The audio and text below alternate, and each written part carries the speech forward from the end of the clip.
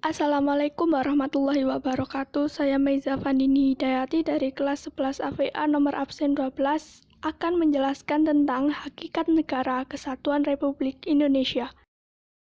Menurut Roger H. Solatu, negara dipahami sebagai badan atau kewenangan yang mengatur atau mengendalikan persoalan-persoalan bersama atas nama masyarakat.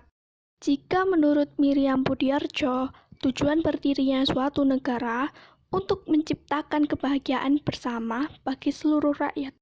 Dalam hakikat negara kesatuan Republik Indonesia, terdapat unsur-unsur negara. 1. Rakyat. Kedua, wilayah. Dan ketiga, pemerintah yang berdaulat. Adapun faktor-faktor penting pembentuk bangsa Indonesia antara lain 1. Adanya persamaan nasib 2. Adanya keinginan bersama untuk merdeka 3. Adanya kesatuan tempat tinggal 4. Adanya cita-cita bersama untuk mencapai kemakmuran dan keadilan sebagai suatu bangsa. Persatuan dan kesatuan bangsa Indonesia dari masa ke masa. BPUPKI BPUPKI atau dalam bahasa Jepang bernama Dokuritsu Junbi Chosakai dibentuk oleh pemerintah pendudukan Jepang pada tanggal 1 Maret 1945. Tugas BPUPKI ialah menyelidiki berbagai hal terkait dengan aspek politik, ekonomi, pemerintahan, dan hal-hal lain yang diperlukan bagi pembentukan sebuah negara merdeka. Sedangkan tujuan sidang BPUPKI untuk membahas bentuk negara Indonesia serta merumuskan dasar negara Indonesia. Bentuk negara kemudian disepakati, yaitu Negara Kesatuan Republik Indonesia atau NKRI. Kemudian, pada tanggal 19 Agustus 1945, BPKI menetapkan pembagian wilayah bekas Hindia Belanda ke dalam 8 provinsi Indonesia yang masing-masing dipimpin oleh seorang gubernur. Provinsi-provinsi tersebut meliputi Sumatera, Jawa Barat, Jawa Tengah, Jawa Timur, Sunda Kecil, Borneo atau Kalimantan, Sulawesi, dan Maluku. PPKI kemudian dibubarkan dan dibentuk Komite Nasional Indonesia Pusat KNIP yang diresmikan pada 29 Agustus 1945 dan diketuai oleh Kasman.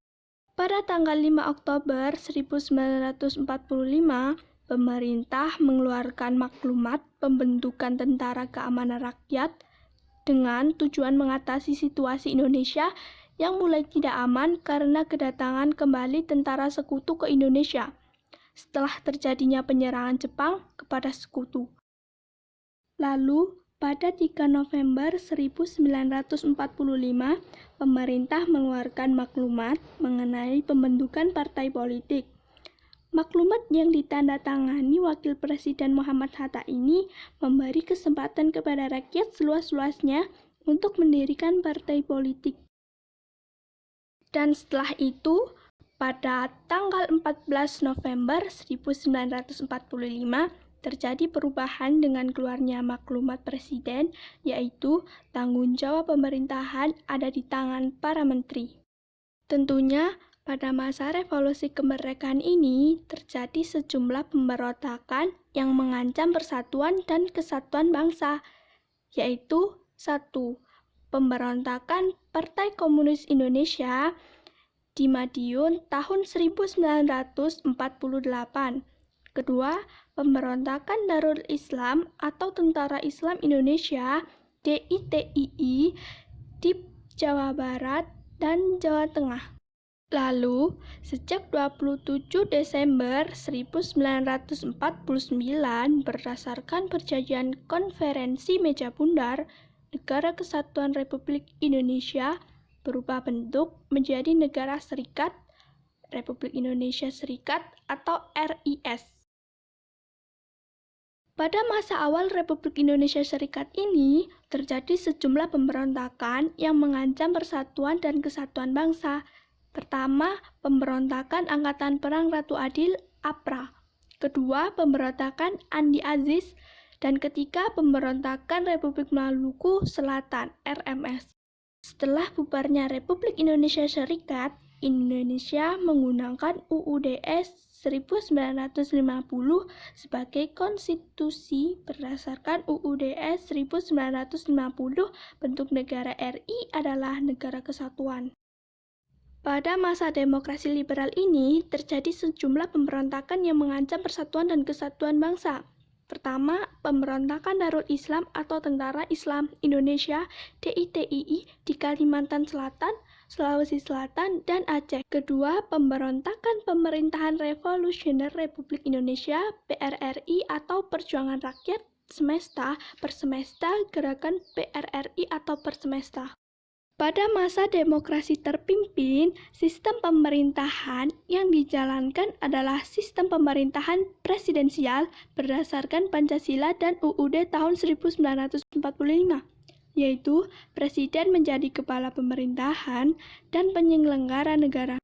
Pada masa Orde Baru, sistem pemerintahan tetap berdasarkan UUD NRI tahun 1945, yaitu sistem presidensial, yaitu presiden menjadi penyelenggara negara dengan bantuan para menteri. Dan adanya pembaruan politik pada masa reformasi dapat dilihat dari berbagai kebijakan yang berhubungan dengan kebebasan berpolitik, antara lain 1. Kemerdekaan pers, 2. Kemerdekaan pembentukan partai politik, 3. Terselenggaranya pemilu yang demokratis, 4. Pembebasan narapidana politik (NAPOL) dan tahanan politik (TAPOL). Sekian penjelasan dari saya. Terima kasih.